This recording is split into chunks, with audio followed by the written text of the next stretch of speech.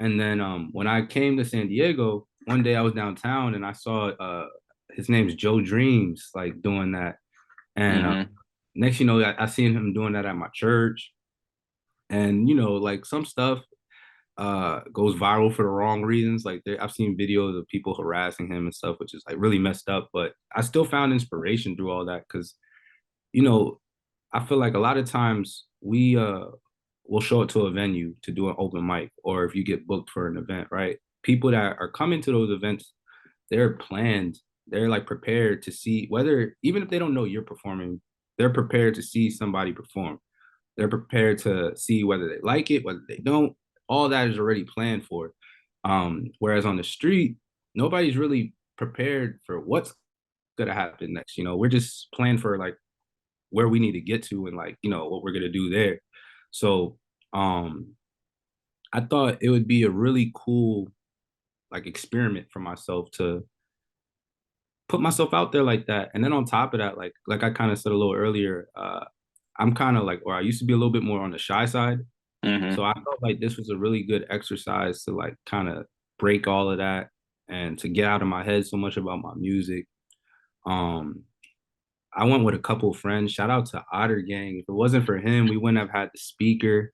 He is a real one too, because this man was walking around the whole night with the speaker on his shoulder and like holding it in the air and stuff. And you know, Deep Side came as well. Deep Side shot my portion of it, and he performed as well. And you know, Otter, he didn't want to perform. I think he did one little performance at when we were like heading downtown by the college, but I don't recall him performing at all that night. So the whole time me and Deep Side were performing, this guy is just holding the speaker like real one, you know. But yeah, he had the speaker, so I just hit him up one day and was like, hey, like let's do this. Like I had always planned on making shows. I've had actually got come in contact with a couple of different local artists out here that I was trying to have on a couple lineups.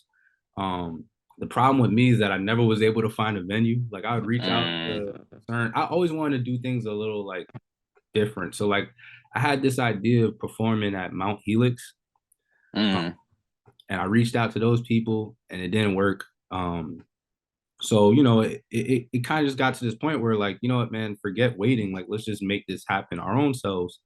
And you know, the homies that I was in contact with, they were all down to do it as well. So, you know, I had somebody backing me as well. So, you know, if it wasn't really for them, and then again, like Otter, like sharing his speaker probably wouldn't have happened, you know. But that night we went out, tested the waters, went really well. A lot of really fun and funny stuff that happened that night. Like I remember I was performing Good Vibes, and some guy just came out of nowhere and was just like, let me freestyle." And I was like, I was a little lit. So I was just like, man, go ahead, dude, do your thing, right? Like, we're having a good time. And he started rapping in Spanish. And I was like, it threw me off because I was like, I didn't expect that, you know? And then he just like handed me the mic back. He's like, yo, good shit. Dap me up. So, you know, that was